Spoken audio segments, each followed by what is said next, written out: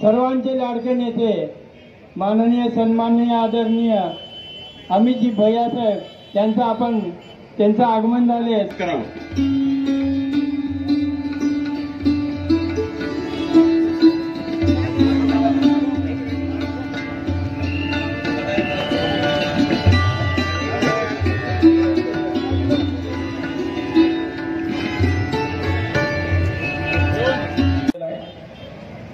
महिलांची सुरक्षा राखण्यात त्यांना अपयश आलेलं आहे।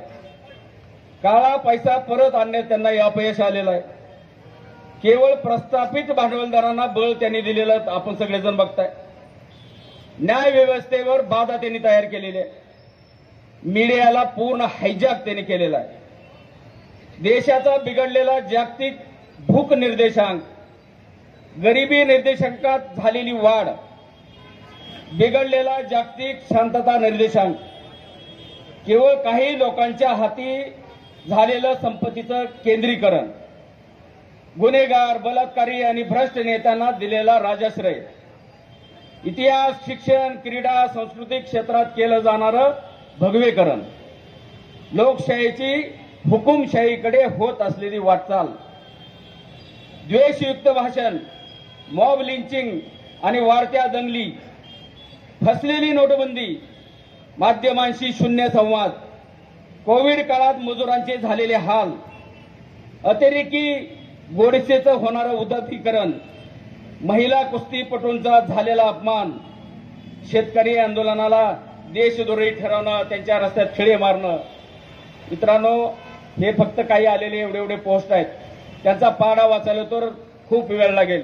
मी फक्त आपल्याला सांगतो, इथं सगळेच्या सगळे या ठिकाणी सुशिक्षित आपण मतदार आहोत। एकच आव्हान मी आपल्याला करतो, देश वाचला तर आपलं राज्य वाचेल आणि राज्य वाचलं तर आपण वाचणार आहे। आता राज्य बुडायची वेळ आलेली आहे। असाच धर्मांधेकडे श्रीलंका गेला होता, आज श्रीलंकेचे काय हाल झालेत आपण बघितलंय। असाच पाकिस्तान धर्मांधेकडे चालला होता, पाकिस्तानचे काय हाल झालेत बघा।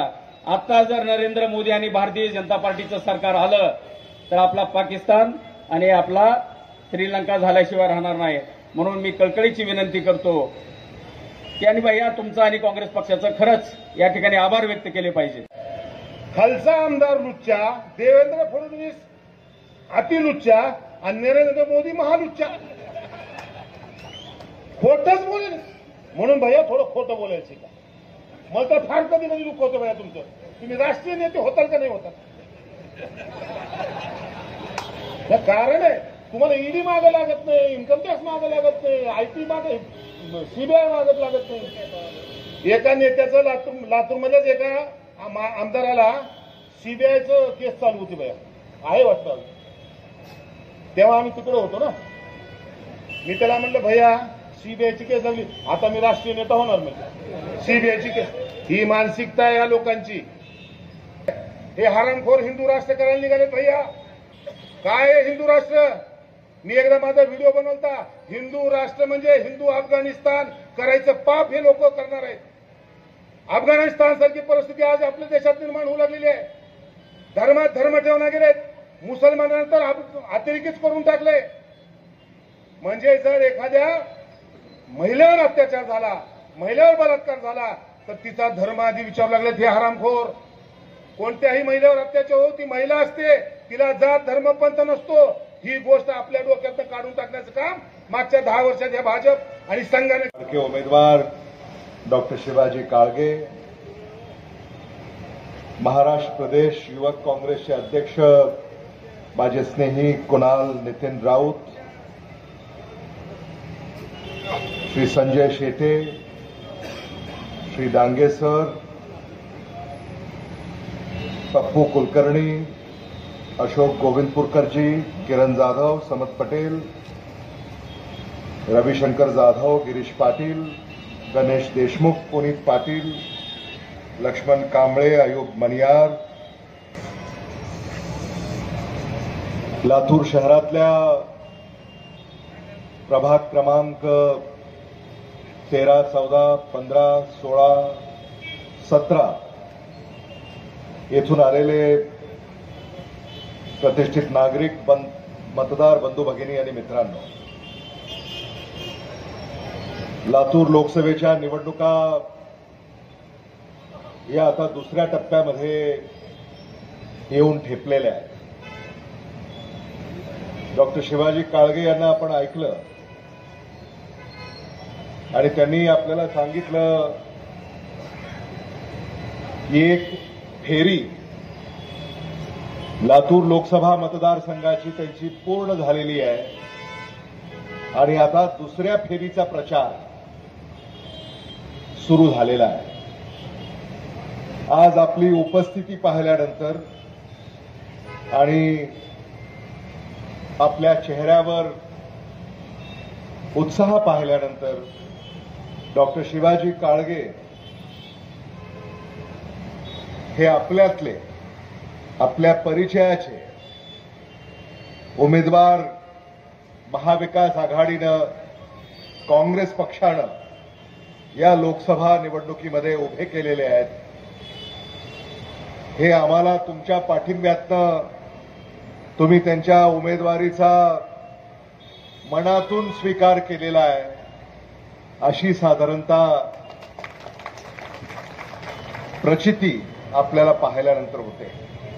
पक्षाने आम्हाला सर्टिफिकेट दिलेलं आहे, त्याबद्दलही मी त्यांचे आभार या ठिकाणी व्यक्त करू इच्छितो. मित्र पक्षच नव्हे, गेल्या महिन्याभरापासून मी अनुभवतोय, प्रत्येक जण जो आम्हाला भेटतोय तो डॉक्टर शिवाजी काळगे यांच्या उमेदवारीचं मनातून स्वागत करतोय. सामान्य माणसाला हवासा वाटणारा उमेदवार डॉक्टर शिवाजी काळगे यांच्या रूपामध्ये लाभलेला आहे. या देशाच्या निवडणुका आहेत. या देशाच्या निवडणुकीमध्ये देशाचे प्रश्न चर्चेला येणार, देशाच्या प्रश्नांवर चर्चा होणार आणि या प्रश्नांवर चर्चा करून मतदारांनी आपलं मतदान कोणत्या पक्षाला, कोणत्या उमेदवाराला द्यायचं याचा निर्णय करायचा आहे. देशामध्ये काय परिस्थिती आहे, राज्यामध्ये काय परिस्थिती आहे, देशामध्ये सत्ता पक्षानं एक नाही, दोन नाही, 16 सरकारं पाडली. 16 लोकशाहीच्या मार्गानं निवडून आलेले 16 सरकार भारतातल्या सत्ता पक्षानं पाडली. त्यातलं महाराष्ट्र सरकार हे एक आहे. महाराष्ट्रामध्ये तर राजकारणाचा बाजार केलाय, फोडाफोडी या महाराष्ट्रामध्ये सत्ताधाऱ्यांनी सुरू केली. राष्ट्रवादी काँग्रेस पक्ष फोडला, शिवसेना फोडला,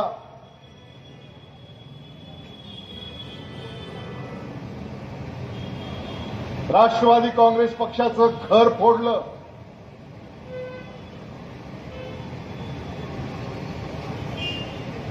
अशा प्रकारचं राजकारण आज महाराष्ट्रामध्ये सुरू आहे. महाराष्ट्रातला सामान्य माणूस हे स्वीकारणार आहे का, हा खरा प्रश्न या निवडणुकीमध्ये आहे.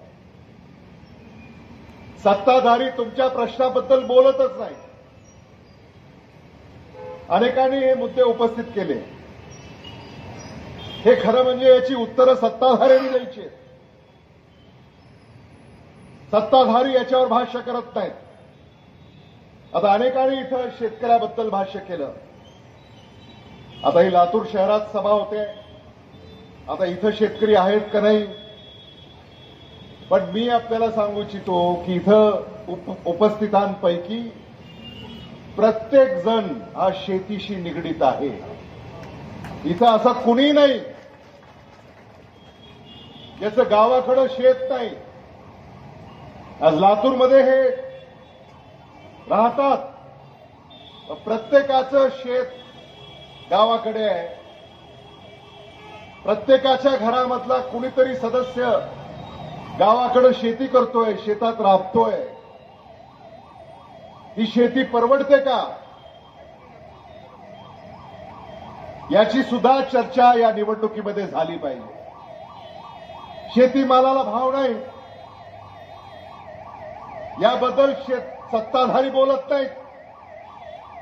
पीक विमा मिळत नाही याबाबत सत्ताधारी बोलत नाहीत. मजुरांना मजुरी परवडत नाही याबाबत सत्ताधारी बोलत नाहीत. बेकारांना नोकऱ्या नाहीत याबाबत सत्ताधारी बोलत नाहीत. महागाई वाढली आहे याबाबत सत्ताधारी बोलत नाहीत. भ्रष्टाचार वाढलाय याबाबत सत्ताधारी बोलत नाहीत. पण सत्ताधारी कशाबाबत बोलणार, हेच प्रश्न सोडवणार म्हणून तुम्ही सत्तेमध्ये गेला. भ्रष्टाचार संपवणार होती तुमची. न खाऊंगा न खाने दूंगा, खाकर अगर कोई हजम कर ले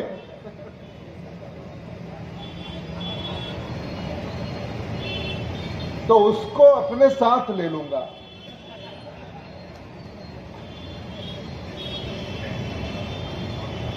सामान्य माणसाची दिशाभूल करताय तुम्ही. आदरणीय शरद पवार साहेबांचं घर फोडलं.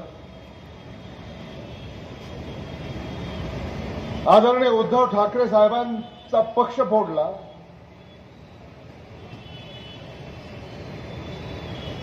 काँग्रेसच्या घराच्या काही खिडक्या चोरून नेल्या.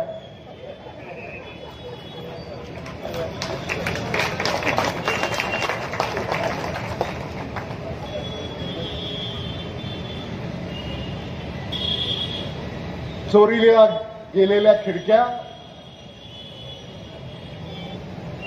पुन्हा आता आणून त्या बसवू नका असं आम्हाला काँग्रेसचे आमचे सहकारी सांगतात. महाराष्ट्राने हे राजकारण कधी पाहिलं नाही. आदरणीय डॉक्टर शिवाजीराव पाटील निलंगेकर साहेबांनी असं राजकारण कधी केलं का? आदरणीय शिवराज पाटील साहेबांनी असं राजकारण कधी केलं का? आदरणीय विलासराव देशमुख साहेबांनी असं राजकारण कधी केलं का? आदरणीय दिलीपराव देशमुख साहेबांनी असं राजकारण कधी केलं का? कधी नाही. आदरणीय विलासराव देशमुख साहेबांची आणि आदरणीय गोपीनाथराव मुंडेंची मैत्री ही सर्वश्रुत आहे.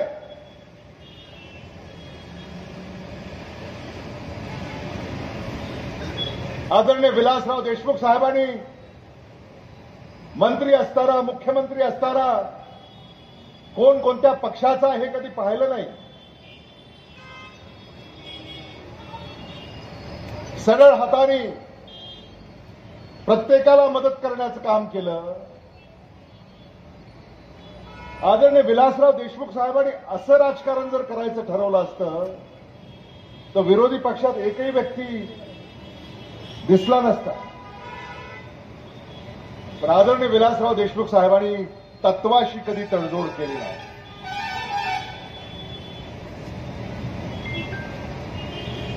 लोकशाहीला जपण्याचं काम केलं. आज महाराष्ट्राला